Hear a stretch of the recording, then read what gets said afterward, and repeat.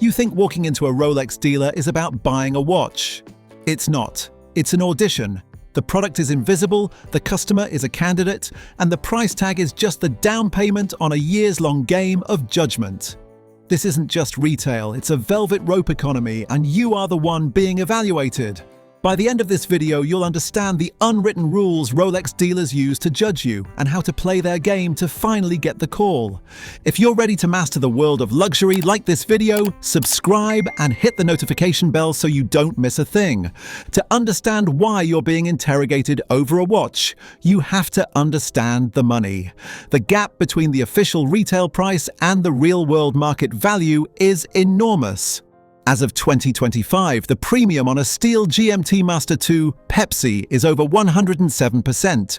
A steel Daytona that costs $16,000 at retail can be immediately resold for $37,000. That's a $21,000 profit. The dealer isn't selling a watch. They're awarding an asset. Rolex forbids them from selling to flippers, people who just resell for profit. If they sell to the wrong person and that watch ends up online, the dealer could lose their license, which is a death sentence for their business. So every conversation, every glance is a high-stakes risk assessment. They're not judging if you can afford the watch. They're judging if they can trust you with it. That judgment starts the second you walk through the door. Before you say a word, the sales associate is running a quick scan. The unspoken rule is to dress smart. This isn't about wearing a suit, it's about signaling that you respect the luxury environment. Think business casual, a polo, nice jeans, clean shoes. You want to look like someone who reflects the brand's aspirational image. But far more important than your clothes is what's on your wrist. The wrist check is an instant signal of your intentions, and the results might surprise you. Walking in with a high-end piece from a rival like an Audemars Piguet or a Vacheron Constantin acts as an immediate red carpet.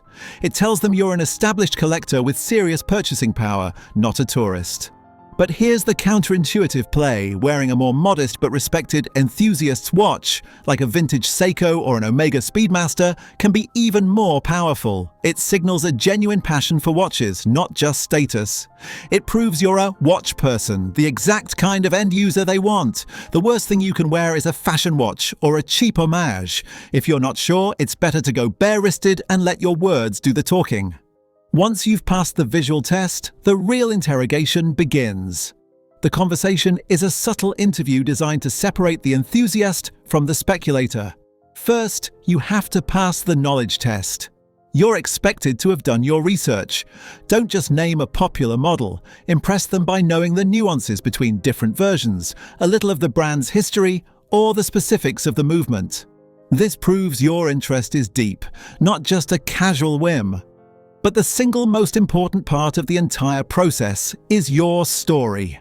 The dealer needs a compelling reason to sell a rare watch to you over the hundreds of other people on their list. The best stories are tied to a major life milestone, a wedding, the birth of a child, a huge career achievement. When you say you want a Submariner to celebrate your first kid, you're giving the dealer the perfect justification. It aligns with Rolex's own marketing of watches as markers of legacy. A watch tied to a powerful memory is highly unlikely to get flipped online a week later. It proves you're the real deal. Just as a good story can get you the watch, the wrong words can get you blacklisted. There are several conversational red flags. The most damaging question you can ask is, "What do you have for sale?" Or, "What's in the safe?" This screams that you're just looking for any profitable asset, not a specific watch you love. Also, don't express interest in multiple unrelated hot models at once. It's a shotgun approach that signals you're an opportunist. And whatever you do, never mention investment value, resale potential, or the length of the waitlist. Any talk of the watch as a financial instrument is taboo and will end your chances immediately. For the most sought-after models, a good first impression isn't enough. You have to play the long game using the two unwritten currencies of the Rolex world: relationships and purchase history. Building a genuine relationship with one sales associate is key. This means visiting the store every couple of months, always talking to the same person and not always asking about the Rolex. Talk about other brands, family, or hobbies. This keeps you top of mind, so when that rare watch does arrive, the associate thinks of you personally. They become your advocate. But the most controversial part of the game is purchase history. Authorized dealers are jewelry stores, and they make much higher profit margins on jewelry and other watch brands than they do on steel Rolex sports models. This has created a pay-to-play system. The fastest way to get priority for a hot Rolex is to spend significantly on other items: diamonds, a gold Rolex, or a watch from a brand like Tudor.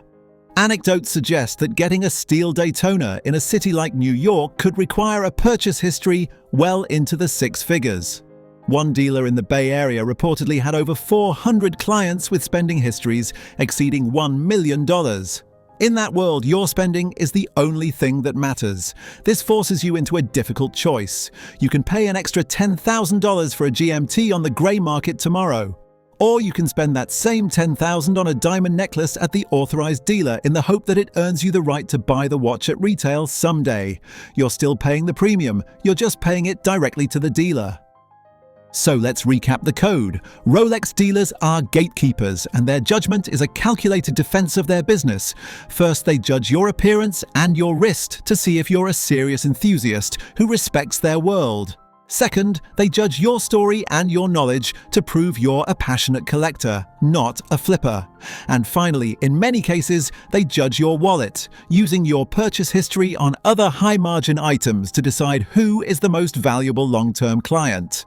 With all of that in mind, here's the real question. Is it smarter to spend years playing the authorized dealer's game, or just pay the premium on the grey market to get the exact watch you want tomorrow? Let me know your choice in the comments.